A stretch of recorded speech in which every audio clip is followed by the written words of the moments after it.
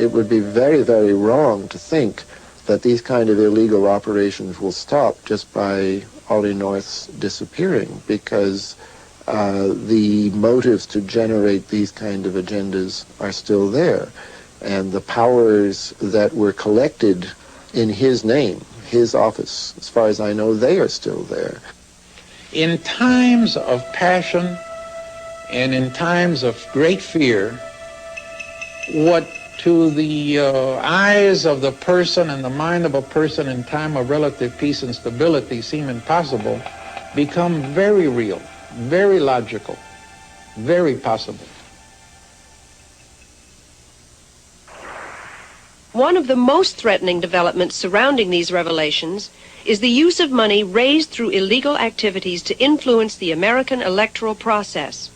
There are growing indications that large amounts of offshore money are being funneled to conservative political action committees to mount campaigns against liberal congressmen up for re-election. They have set themselves up as an independent government outside of our country's shores, operating out of private corporations with hundreds of millions of dollars at their disposal. And they will not be told no. Not only they won't be told no by individual congressmen, because they will smash them politically. They've moved money into these PACs from offshore to help fund these campaigns against people who don't support their policies. We've come actually full circle where these people over on the Hill are intimidated, that they're afraid of having a whole campaign launched against them in their congressional district. Hey, you know, in the 70s, there was a congressman or two who really stood up to the CIA. There was Congressman Pike, who brought out a very, very critical report on what the CIA had been doing. And that man was destroyed. His report never even got to Congress. I mean, there was Senator Clark, for example, of the Clark Amendment, which stopped operations in Angola, prohibited the CIA from operating there. A lot of money came into his state in the next election. They said it was South African money. Who knows? And he was defeated. Senator Church, who led the overall critique of CIA operations, a lot of money came into his state of Idaho in the next election, and he was defeated. So congressmen can see who has the power and who has the money in these things, and every now and then one or two of them will stand up and oppose them, but they need an awful lot of encouragement from the people before they're going to take on such powerful enemies. Do you think the Iran Contra scandal will have an effect on future government operations? No, I think it would be more the same. I don't think that it's going to have much of an effect at all. I just think that they'll be more careful next time. They will continue to carry on covert operations. I think this has been going on forever. They make laws which are for us that they don't seem to be able to, they don't apply them to themselves very often. And who is going to inhibit them? The gangsters that are running this country is going to inhibit somebody. What's happening here, my friends, is a major deception which is in process as we stand and talk tonight. A major deception in the same way that the Warren Commission was a major deception worked upon the American people. The same way that the Watergate investigation was a major deception worked upon the American people. Just like the bombing, the secret bombing of Cambodia was kept secret and was a deception worked upon the American people. How long are we going to stand for being deceived in this manner?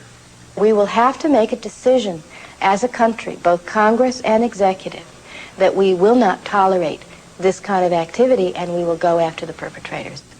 These people do have faces when we talk about the shadow government or we talk about the secret team.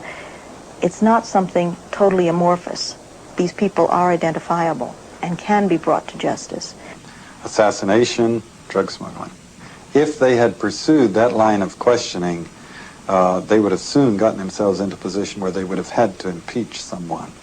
They could track that right back into the White House. They could put it at least right under the nose of Ronald Reagan. This is the major constitutional crisis since the Civil War. You have a president who is unaccountable and says that it's his interpretation of what laws he'll select to obey. When you have that, you have a constitutional crisis. All of these things that have been alleged for years and have been speculated and have been charged, and have been consistently denied are being confirmed. And these documents have shown an incredible array of efforts, all of which were denied to Congress repeatedly and flat-out lies by top members of the administration and by the president. It is not a CIA gone wild or a secret government operating on its own. It's a group of people doing things with the authority of and at the direction of the White House.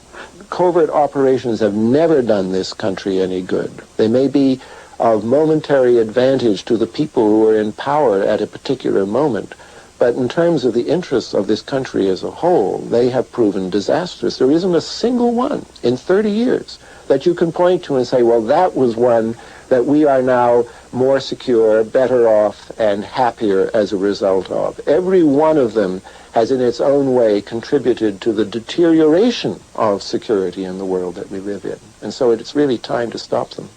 Instead of operating within rules and law, we have been supplying lethal weapons to terrorist nations, trading arms for hostages, involving the U.S. government in military activities in direct contravention of the law, diverting public funds into private pockets and secret unofficial activities, selling access to the president for thousands of dollars, dispensing cash and foreign money orders out of a White House safe, accepting gifts and falsifying papers to cover it up, altering and shredding national security documents, lying to the Congress.